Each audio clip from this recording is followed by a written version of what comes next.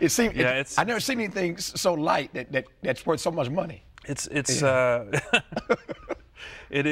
remarkable acoustical achievement. You know, it's very subtle. Every little aspect of the instrument contributes to the way it resonates. Tell me more about that. How about the ask? What makes the well, difference? you know, the way the thickness of the wood at all points, even the shape of the F holes. If I were to shave a tiny bit off the edge of the F holes here, or even loosen the chin rest, the whole balance of the sound changes, and it's a marvel of acoustics that some people, that we don't really understand it completely. Stradivarius seemed to master it. Even the varnish affects the sound, but he found a way that we really haven't been able to duplicate. The resonance and the depth of sound and the overtones. It's just very, very special. I think it's beautiful to look at too. Yeah, it is. You and I are both Hoosiers. That's true. You born and raised in Bloomington. Mm-hmm. I went to school at IU, as did you. I did too. Congratulations! I just read you're going back to be the guest lecturer. You're lecturing at the at the music school. The music school gave me so much. The Indiana University, now called the Jacobs School of Music, it's known as one of the greatest in the world, and I was so fortunate. I just grew up around the corner from the greatest teacher in the world, Joseph Gingold, and they gave me so much. Now they've been asking me if I'd come back and teach a little bit, and now I'm on their faculty. I'm still performing my usual schedule, but I'll manage to go there regularly, and it'll be great to go back to school there. Yeah, it must be nice to be asked back. We were there almost at the same time. Yeah, we were close by. How did you? I know the story, and those of us who are Hoosiers, who are all fans of yours, know your story. How did you get? Because you started really young. Mm-hmm. The story of the rubber bands on the drawer. I know you've told it 1,000 times. It's a great story, though. Well, I grew up in a pretty musical family. So although my parents were not musicians, my mother played the piano. My father had a violin. He was an amateur violinist and psychotherapist, but he had a violin. And which helped you more, his background and? I don't know.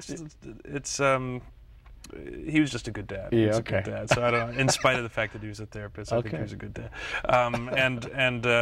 But he loved music, and my mother played music, and so I used to copy the tunes I heard from my mother on the piano, and I would copy them on my homemade instrument in my dresser drawers. I would string rubber bands across the dresser drawers and open up the drawers to make different pitches. And my parents discovered me doing this and said, well, let's get him an instrument right away. So I was 4 when they gave me my first tiny violin, and that's how it started. Wow.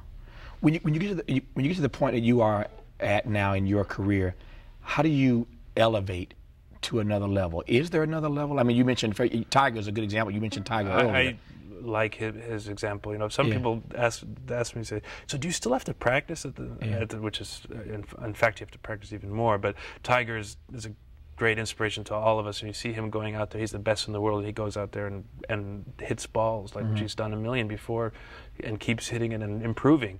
As a musician, it's great to be in the world of music because there's so much. You just know how much you can improve. You know, the music itself is always so much greater than what we can do. We're always trying to aspire to play our ideal version of the Beethoven violin concerto because the music is so great. So we always feel that there's room to grow and you never get stagnant. So it's I spend plenty of time in the practice room trying to figure out still how to pull the bow across the string in a more efficient way and try to get more sounds out of the instrument. It's always challenging. I was about to ask you, just answered it, I guess. If you ask Tiger what he can be better at in his game, even though he's awfully good, he could tell you. If you ask me, you know, how can you be a better talk show host? I know people who are a lot better than I am at this, and I can tell you things I could get better at. And I was about to ask whether or not you know what that next level is. I think you... Well, I do. I mean, there are many things, and you might say, oh, well, the audience, would they really know the difference? Exactly. And in some ways, no.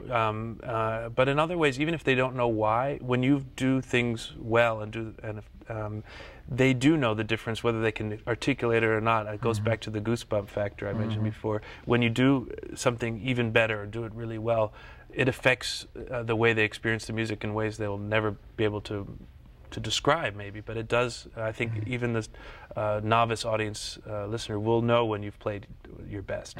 I'm looking forward to seeing you tomorrow night here at the Bowl. What should I expect?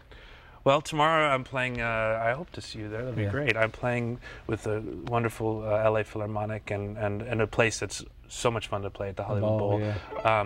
And playing two great pieces: the Chanson Poème, which is a French romantic piece. One of the most beautiful pieces in the repertoire, and then Saint-Saëns, another French composer. He wrote the introduction to Rondo Capriccioso, which is one of the great showpieces. So it's sort of showpiece repertoire tomorrow night, but I'm looking forward to it. One of the best ever, and still getting better because he's only so young now. His name, of course, Joshua Bell. His new CD, Vivaldi, The Four Seasons. He is here in town. For those of us who are fortunate enough to be in the Southern California area, I suspect you can't get a ticket right about now anyway. I may have trouble getting in, but I'll hop over the fence. I'll get in tomorrow night. Good to see you. Thanks. Take care.